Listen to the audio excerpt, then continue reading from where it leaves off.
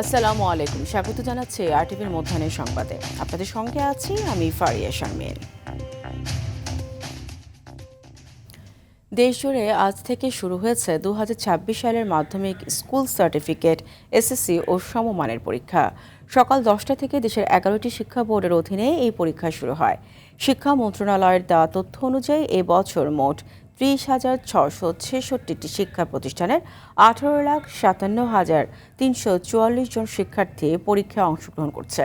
এর মধ্যে ছাত্র সংখ্যা 9,30,305 জন এবং ছাত্রী সংখ্যা 9,27,039 জন। এবারে নির্দেশনা অনুযায়ী যানজটের কথা বিবেচনা করে পরীক্ষার্থীদের 30 মিনিট আগে পরীক্ষা কেন্দ্রে প্রবেশ করতে হবে। এবারই প্রথমবার পরীক্ষা কেন্দ্রের প্রতিটি কক্ষে থাকছে সিসিটিভি ক্যামেরা। বাংলা পরীক্ষার মধ্য দিয়ে এবারের মাসব্যাপী এই পরীক্ষার সূচনা হচ্ছে। নির্ধারিত সূচি অনুযায়ী পরীক্ষা চলবে 20 মে পর্যন্ত।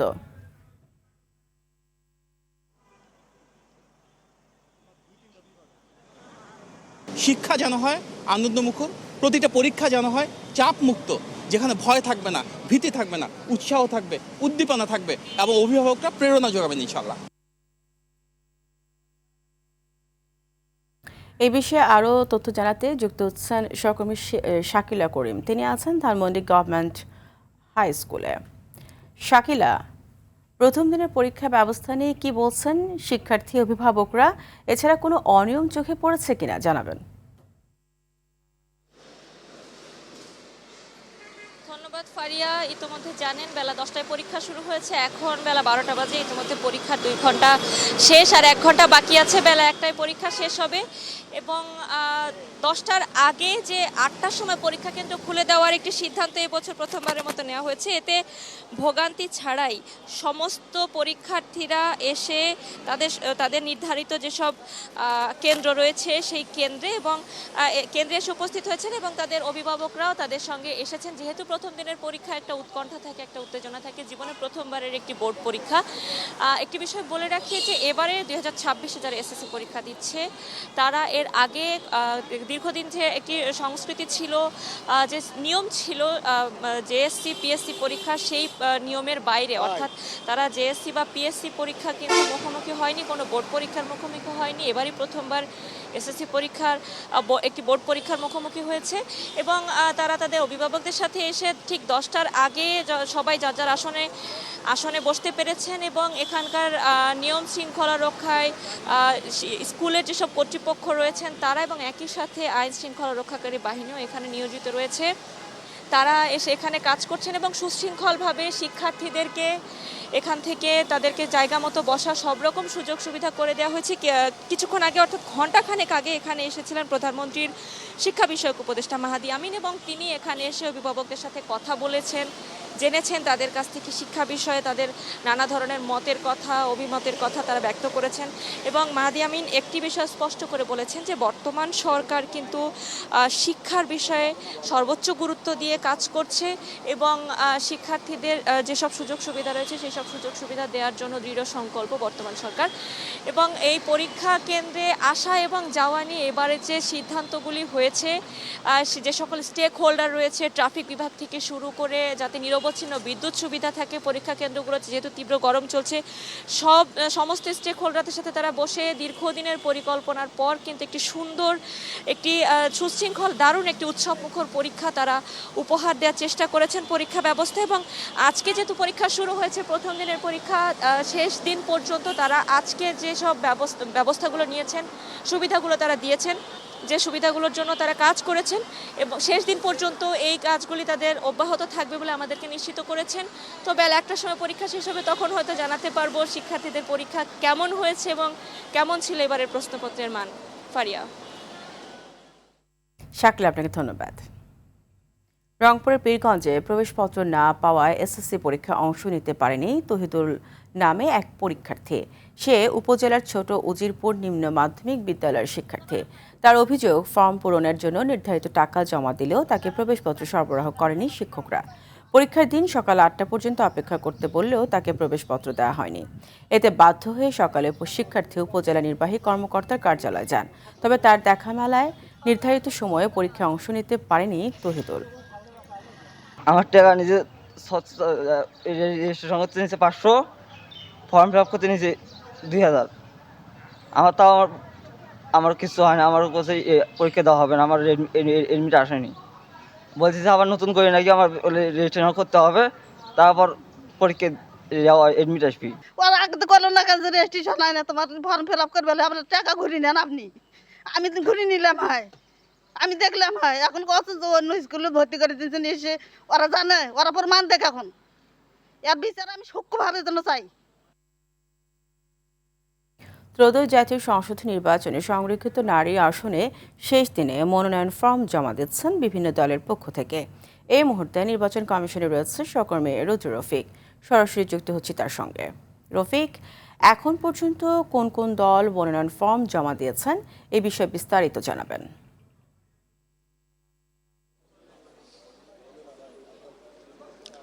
ফারিয়া, এখন পর্যন্ত বিএনপি জোটের পক্ষ থেকে যে 36টি আসন তাদের বরাদ্দ হয়েছে, তার মধ্যে আমরা যতটুকু জানতে পেরেছি 7 জন তাদের মনোনয়নপত্র জমা দিয়েছেন এবং জামাত জোটের পক্ষ থেকে যে তাদের যে 13 জন প্রার্থী তারা মনোনীত করেছেন, সেই 13 জন প্রার্থী কিন্তু তারা মনোনয়নপত্র জমা দিয়েছেন এবং তারা একযোগে এসে জমা দিয়েছেন।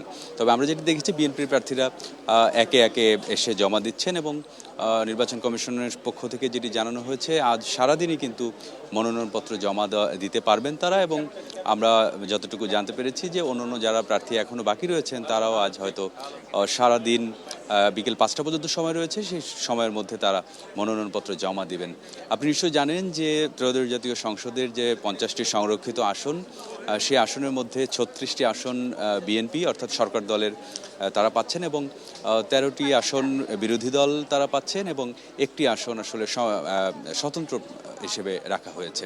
এবং আপনাকে একটু জানিয়ে রাখি যে আগামীকাল অর্থাৎ 22 এবং 23 তারিখ কিন্তু মনোনয়নপত্র যাচাই বাছাইয়ের তারিখ নির্ধারণ করা হয়েছে। তফসিল অনুযায়ী আগামী 12 মে নির্বাচন অনুষ্ঠিত হবে। যদিও নির্বাচন বলা হচ্ছে আসলে যেহেতু যে দলগুলো বিএনপি এবং জামাত সহ যারা যারা মনোনয়নপত্র জমা দিয়েছেন তারা কিন্তু অতিরিক্ত কোনো প্রার্থীর নাম কিন্তু জমা এখন পর্যন্ত দেননি, বা গতকাল আমরা দেখেছি যে বিএনপির পক্ষ থেকে কিন্তু 36 জনের তালিকায় প্রকাশ করা হয়েছে এবং জামাত জোটের পক্ষ থেকে কিন্তু 13 জনের তালিকায় প্রকাশ করা হয়েছে। যেহেতু তারা অতিরিক্ত কোনো প্রার্থী আসলে দিচ্ছেন না, সেক্ষেত্রে আসলে নির্বাচন এটা বলা যাবে না, হয়তো আগামী 12 মে তাদেরকে আনুষ্ঠানিকভাবে নারী আসনের প্রার্থী হিসেবে ঘোষণা করা হবে। তো এই ছিল আমার কাছে নির্বাচন কমিশন কার্যালয় থেকে নারী আসনের মনোনয়নপত্র জমা দেওয়ার সবশেষ তথ্য। ফারিয়া, আপনাকে ধন্যবাদ। ত্রয়োদশ জাতীয় সংসদ নির্বাচনে সংরক্ষিত নারী আসনে মনোনয়নপত্র জমা দিচ্ছেন বিএনপি ও জামায়াত জোটের মনোনীত প্রার্থীরা। সকালে রাজধানীর আগারগাঁও নির্বাচন ভবনে সংরক্ষিত নারী আসনের রিটার্নিং কর্মকর্তার কার্যালয়ে মনোনয়নপত্র জমা দিতে আসেন মনোনয়নপ্রাপ্ত প্রার্থীরা। ইতোমধ্যে জামায়াত জোটের 13 প্রার্থী মনোনয়নপত্র জমা দিয়েছেন। এছাড়াও বিএনপি মনোনীত বেশ কয়েকজন প্রার্থী মনোনয়নপত্র জমা দিয়েছেন। নির্বাচন কমিশনের ঘোষিত তফসিল অনুযায়ী সংরক্ষিত নারী আসনের নির্বাচন আগামী 12 মে অনুষ্ঠিত হবে। মনোনয়নপত্র জমা দেওয়ার শেষ সময় আজ 22 ও 23 এপ্রিল। যাচাই বাছাই শেষে 29 এপ্রিল পর্যন্ত মনোনয়ন প্রত্যাহারের সুযোগ থাকবে। নির্বাচন কমিশনের সচিব, সিনিয়র সচিব আক্তার আহমেদ সাহেব, উনি সূচনা করেছেন আজকে নমিনেশনপত্র গ্রহণের অনুষ্ঠান, এবং পরবর্তী সময়ে এডিশনাল সেক্রেটারি অ্যাডমিন নিয়াজ সাহেব ছিলেন, উনি সব নমিনেশনপত্র রিসিভ করেছেন। আনুষ্ঠানিকভাবে আমরা এটা দাখিল করেছি। গত 24 ঘন্টায় হামের উপসর্গ নিয়ে 2 শিশু এবং হামে আক্রান্ত হয়ে 1 শিশুর মৃত্যু হয়েছে। এ নিয়ে গত 15 মার্চ থেকে এই পর্যন্ত হামে মোট 37 শিশুর মৃত্যু হয়েছে, আর হামের উপসর্গ নিয়ে মৃত্যু হয়েছে 183টি শিশুর। স্বাস্থ্য অধিদপ্তরের তথ্য অনুযায়ী গত 24 ঘন্টায় হামের শিশুর মৃত্যু হয়েছে ঢাকা বিভাগে, আর হামের উপসর্গ নিয়ে মৃত্যুর ঘটনাগুলো ঘটেছে ঢাকা ও চট্টগ্রাম বিভাগে। সারা দেশে সর্বশেষ 24 ঘন্টায় 1170টি শিশুর মধ্যে হামের উপসর্গ দেখা গেছে বলে জানিয়েছে স্বাস্থ্য অধিদপ্তর। এর মধ্যে হাসপাতালে ভর্তি হয়েছে 846টি শিশু এবং তাদের 382টি শিশুই ঢাকা বিভাগের।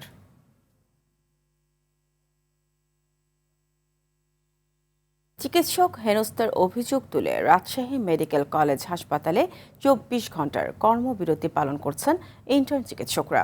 সকাল ৯টা থেকে শুরু হওয়া কর্মবিরতি চলবে আগামীকাল সকাল ৯টা পর্যন্ত। এই কর্মবিরতির ফলে হাসপাতালে জরুরি ওয়ার্ডের চিকিৎসক সেবায় মারাত্মক ভোগান্তি তৈরি হয়েছে। এর আগে গত ২৪ ঘন্টায় হাসপাতালে চিকিৎসার অবহেলার অভিযোগে ২ জনের মৃত্যু হয়। এ নিয়ে রোগীর এক স্বজনের সাথে ইন্টার্ন চিকিৎসকদের কথা কাটাকাটি ও হাতাহাতি হয়। এর পরবর্তীতে সকালে কর্মবিরতি পালনের ঘোষণা দেন ইন্টার্ন চিকিৎসকরা।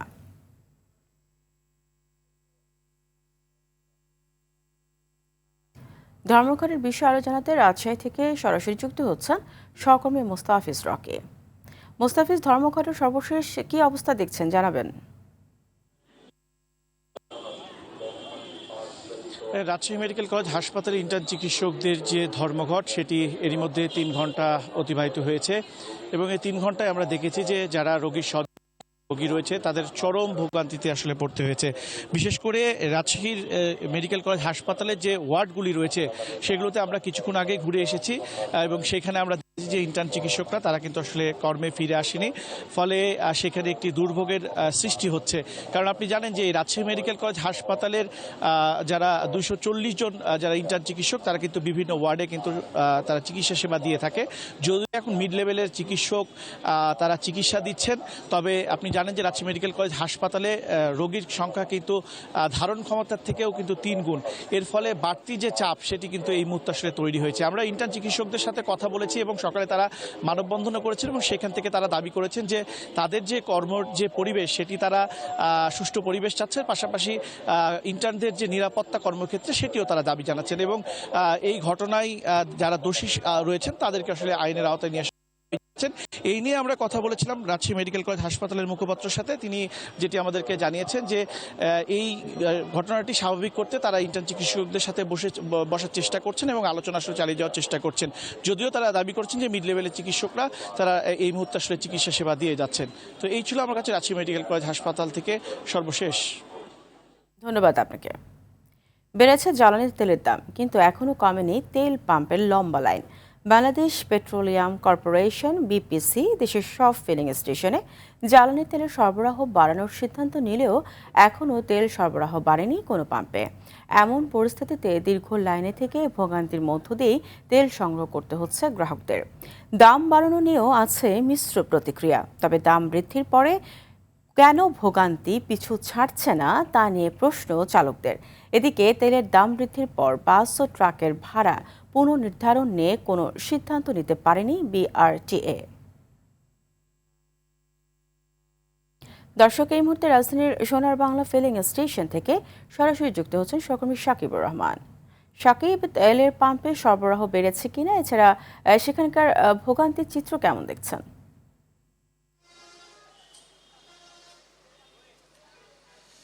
ফারিয়া, আসলে তেলের পাম্পের যে সরবরাহ সেটি কিন্তু এখনো বাড়েনি। বিপিএ যে সিদ্ধান্ত দিয়েছিল তেলের পরিমাণ তারা বাড়াবে পাম্পগুলোতে, কিন্তু এখন পর্যন্ত গাড়িগুলো থেকে আগের যে পরিমাণে তেল দেয়া হতো সেই পরিমাণেই তেল দেয়া হচ্ছে। ফলে আসলে ভোগান্তি মানুষের এখনো কমেনি। এই সোনার বাংলা পাম্পে মানুষজন 5 ঘন্টা 6 ঘন্টা 7 ঘন্টা ধরে লাইনে অপেক্ষা করে তারপরে তেল সংগ্রহ করছেন। ঠিক যে পাম্পটিতে আমরা অবস্থান করছি তার উল্টো পাশে তালুকদার ফিলিং স্টেশন নামে আরেকটি পাম্প রয়েছে, যে পাম্পে এখন পর্যন্ত তেল দেয়া বন্ধ রয়েছে। দুপুর 2টা নাগাদ তারা তেল দেওয়া শুরু করবে। কিছুক্ষণ পরে একটি তেলের গাড়ি বা একটি বা দুটি গাড়ি আসবে, আসার পর সেই তেলগুলো আনলোড হওয়ার পর সেখানে তেল দেওয়া শুরু করবে। আমরা রাজধানী জুড়েই দেখেছি বেশ কয়েকটি পাম্পে এমন অবস্থা, তেল না আসার ফলে সেখানে তেল দেয়া বন্ধ রয়েছে এবং যে পাম্পগুলো চালু রয়েছে সেখান থেকে মানুষজন ভোগান্তির মধ্য দিয়েই তেল সংগ্রহ করছে। দ্রুত এর সমাধান চাচ্ছে চালক এবং সংশ্লিষ্ট যারা রয়েছে। তো এই ছিল তেলের পাম্প থেকে আমার কাছে এখন পর্যন্ত সর্বশেষ। ফারিয়া, ধন্যবাদ আপনাকে। জ্বালানি সংকট নিয়ে জানতে রংপুর থেকে সরাসরি যুক্ত হচ্ছেন সহকর্মী জাহাঙ্গীর আলম বাদল। বাদল, জ্বালানি তেলের দাম বাড়ানোর পর পাম্পে তেল সরবরাহ স্বাভাবিক হয়েছে কিনা?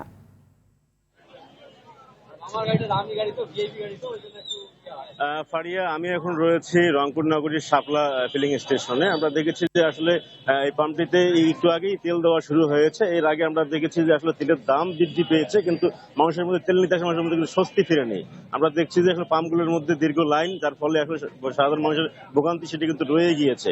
আর বিশেষ করে বেশ কিছু পাম্প সেগুলো কিন্তু এখন পর্যন্ত বন্ধ রয়েছে। তারা বলছেন ডিপো থেকে যে তেল সংগ্রহ সেটি কিন্তু এখন সংকট রয়েছে। এই সংকটের কারণে কিন্তু পাম্পগুলো বন্ধ রয়েছে, যার ফলে যে কয়েকটি তেলের পাম্পে তেল দেওয়া হচ্ছে সেটিতে কিন্তু আমরা দেখেছি যে দীর্ঘ লাইন মানুষ দাঁড়িয়েছে তেলের জন্য, এবং অনেকেই তেলের জন্য হাহাকার করছেন, কারণ তেল না পেয়ে অনেক পরিবহন প্রায় বন্ধ হওয়ার উপক্রম হয়েছে। আমরা দেখেছি বিগত কয়েক মাস ধরেই যে তেলের সমস্যা রয়েছে, সেগুলোতে আসলে পেট্রোল অক্টেনের সমস্যা থাকলেও ইদানিং দেখা যাচ্ছে যে আসলে ডিজেলের সংকট রয়েছে, যার কারণে কিন্তু অনেক পণ্য পরিবহনের বাস ট্রাক সেগুলি কিন্তু চলাচল করতে পারছে না। এবং এর পাশাপাশি আমরা দেখছি যে আসলে প্রাইভেট কার, মাইক্রোবাস সেগুলোতে তেল নিতে মানুষের মধ্যে আসলে দীর্ঘ লাইন লক্ষ্য করা যাচ্ছে, যার ফলে সাধারণ মানুষের মধ্যে একটা ক্ষোভের সৃষ্টি হচ্ছে যে সরকার বলছেন যেভাবে সেভাবে আসলে তা মাঠ পর্যায়ে বাস্তব রূপ নিচ্ছে না। এর ফলে কিন্তু মানুষের ভোগান্তি, সময়, অর্থ সবই নষ্ট হচ্ছে। বাদল, আপনাকে ধন্যবাদ। দর্শক, এরই সাথে শেষ করছি মধ্যাহ্নের সংবাদ। দুপুরের সংবাদ 2:15 দেখার আমন্ত্রণ রইল। ধন্যবাদ সবাইকে।